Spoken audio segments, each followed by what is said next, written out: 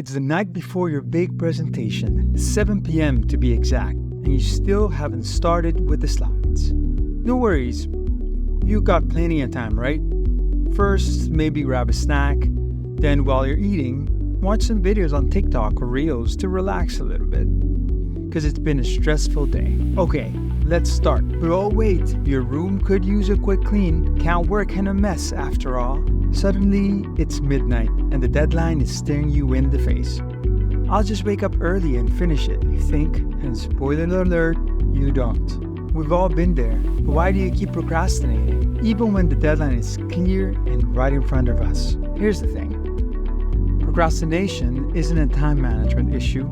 It isn't just laziness. It's an emotional issue. It's actually your body's way of trying to protect you.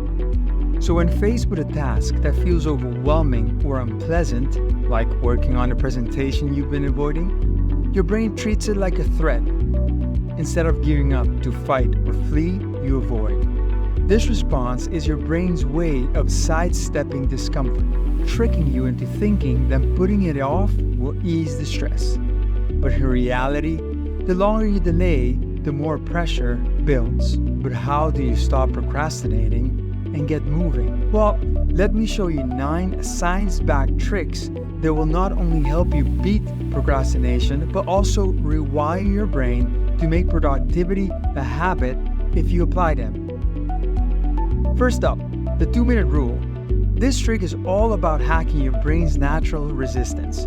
If something takes less than 2 minutes, don't let yourself think about it and just do it immediately. Whether it's for replying to an email or cleaning up your desk real quickly, knock it out fast. Why? Because your brain is more likely to procrastinate on tasks it perceives as big or overwhelming. But when a task is small and quick, it feels manageable. Once you start, you build momentum, and that's the trick here. It's like opening a bag of chips. You've been there. Once you have one, well, it's hard to stop. That's the power of the 2-minute rule. Trick 2. Break it down. One of the biggest reasons we procrastinate is because we feel overwhelmed by the size of the task in front of us. It's natural to want to avoid something that feels way too big to handle. But what if we could reframe it? Instead of looking at the entire task, break it down into smaller or even tiny steps. Here's why it works. When you break a task down, you're reducing the mental load. Think of having to clean a messy room. If you focus on the whole room, it's easy to feel stressed out and avoid it altogether. But if you break it down and say, I'll start just with the desk, or I'll tidy up just the books, suddenly the job feels doable, and before you know it, the desk is clean, the books are organized, and the room looks way better. This strategy is also known as chunking. It's a proven psychological hack that helps you manage the feeling of overwhelm. The magic here is also momentum. Once you start with a small piece, it's easier to move on to the next step and then the next. Each tiny win gives you a psychological boost.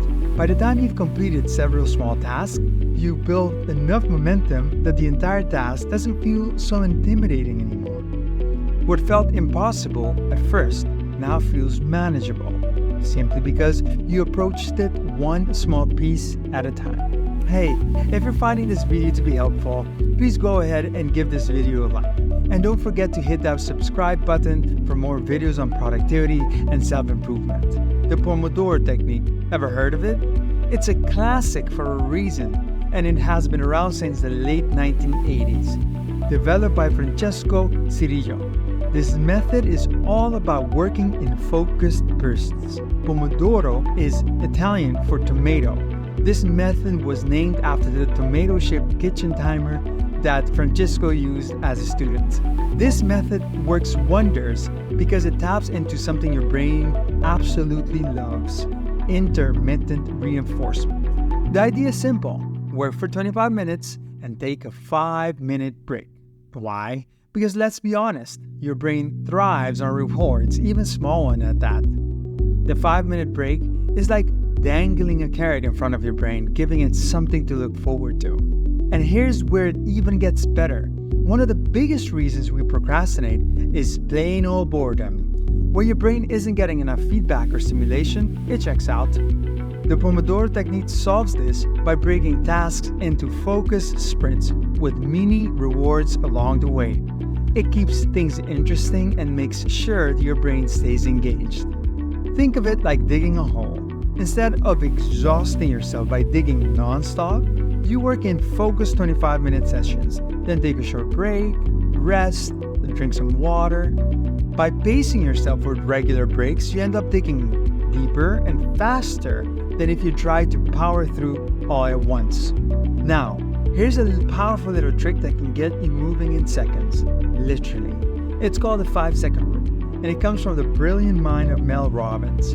The idea is to beat the hesitation gap. Those few seconds where your brain starts making excuses or convincing you that later is a better option. So, the moment you feel the urge to procrastinate or delay something, simply count down from 5. That's right, just say to yourself, 5, 4, 3, 2, and then get moving.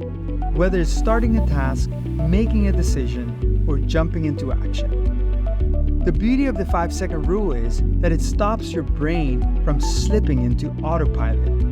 The one where overthinking takes over and suddenly, scrolling through your phone, you're watching yet another cat video. The hesitation gap is where procrastination thrives. But the 5-second rule cuts that short, forcing you to act before your brain can sabotage your intentions. Another thing that the 5-second rule helps with is decision fatigue. When you hesitate, your brain goes into overdrive, analyzing and rationalizing every little choice, which drains your energy. But when you apply this rule, you remove the mental debate entirely. You just act. And by reducing decision fatigue, you'll have more energy and focus for the tasks that really matter. On to trick 5. Clean up your physical and digital space.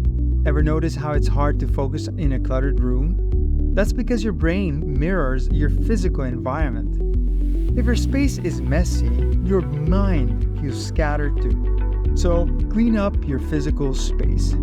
Clear your desk, tidy up, create a space that is designed for focus. But don't stop there. Clean up your digital surroundings too. Turn off phone notifications, close unnecessary tabs, and mute group chats. Digital clutter is just as distracting as physical clutter, and it pulls you away from deep work. Trick 6. Just 10 minutes, I swear.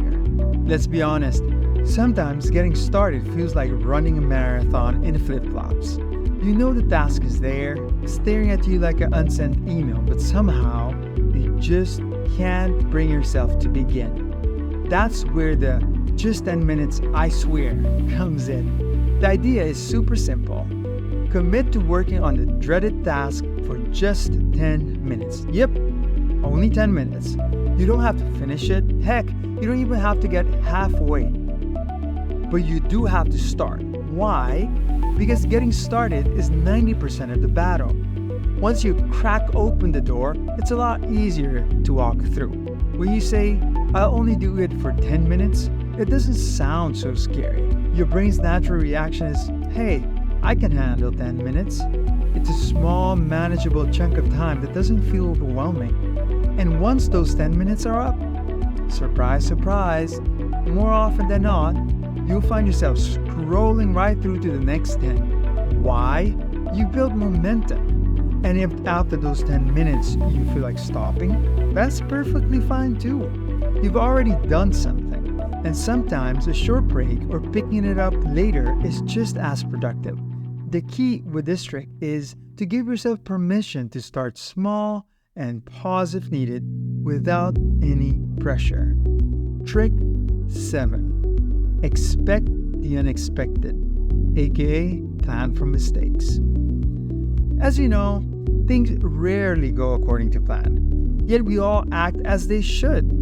That's when procrastination swoops in. You sit down to tackle that project, imagining a perfectly productive work session, but then reality kicks in. Suddenly, the computer decides it's time for a 1-hour update. Or even better, you knock your coffee all over your desk. It's moments like these where frustration builds, and before you know it, you're thinking, screw it, I'll just do it later. But here's the thing, you've got to make peace with the chaos and keep going. Many times these hurdles will still be there when you come back later.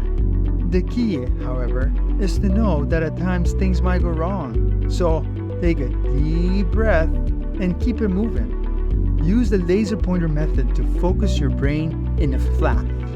It's a little brain hack straight from the world of neuroscience. When you're feeling scattered, overwhelmed, or caught in a procrastination loop, try staring at one specific point for 30 seconds. It could be anything: a letter on your screen, a plant on your desk, or even a picture on the wall. Why does it work? Because when you focus your eyes, you're also focusing your brain. It's like hitting a mental reset button. By narrowing your focus to one thing for 60 seconds, you're telling your brain to chill out. Stop jumping from thought to thought like a squirrel on caffeine. Add some deep breaths while you're at it, and you've gotten yourself a powerful tool for managing anxiety and calming your racing mind. It's a simple way to bring yourself back into the present moment and stop spiraling. This trick is especially useful when you're feeling overwhelmed by the massive to-do list or big task. And finally, let's talk about rewards. So trick 9 is to reward yourself. Your brain loves them. You can use them to get an advantage on yourself. Create a reward system where you give yourself something enjoyable after completing a task. It could really be as simple as taking a walk, or grabbing a delicious cup of coffee, or watching your favorite show. Just like companies give employees weekly paychecks while working towards bigger, long-term goals, you can reward yourself in the short term and stay motivated on long-term projects. It's about creating more engaging situations to keep yourself on track. Remember, the key isn't about finishing the task, it's about making it rewarding in the process. So, there you have it, 9 powerful tricks to beat procrastination and getting more done in your life. Please let me know which of these tricks you'll try first. Drop it down below in the comments. And if you like the video, hit that like button and subscribe for more tips on how to master your mind and achieve your goals.